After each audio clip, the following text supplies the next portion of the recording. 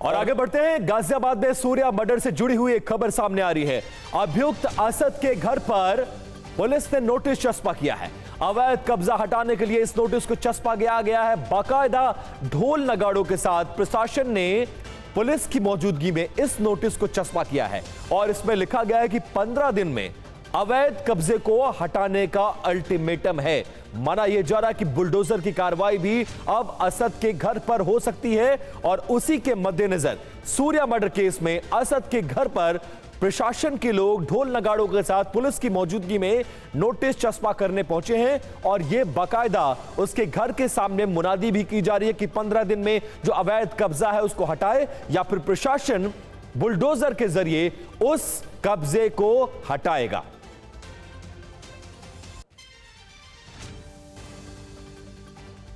तो देखिए, Surya murder case से जुड़ी ये खबर, बड़ा अपडेट हम आपको दे रहे हैं। प्रशासन नोटिस चस्पा करने गया है और इस पूरे मामले में अवैध कब्जे को हटाने का ये नोटिस है। अवैध कब्जा हटाने के लिए ये नोटिस जारी किया गया और इसमें 15 दिनों की मोहलत दी गई। पुनीत शर्मा हमारे साथ इस वक्त जुड़े हैं। पुनीत, क्या जानकारी मिल रही है इस नोटिस को लेकर? क्या एग्जैक्टली मेंशन किया गया है इस नोटिस में? क्या पूरा मकान ही अवैध कब्जे में आ रहा है या फिर उसका कुछ हिस्सा है जिसको लेकर प्रशासन ने यह क्लेम किया है?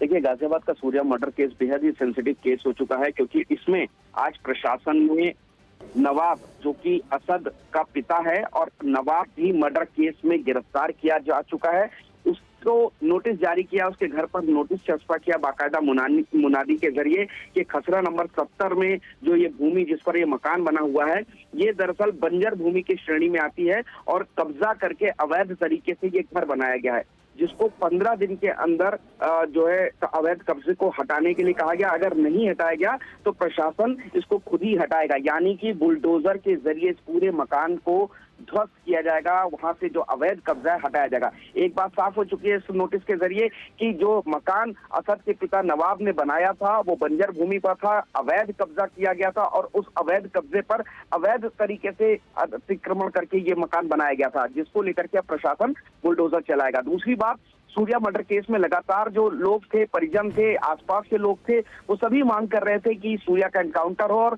मकान पर बुलडोजर चला जाना चाहिए। तो जब प्रशासन ने इस बात की जांच की कि जो भूमि पर मकान बना हुआ है वो सही है या गलत, तो फिर ये पूरी तरीके से अवैध मकान पाया गया और ये तय हो चुका है लगभग कि 15 दिन के अंदर इस मकान को ढाया जाएगा।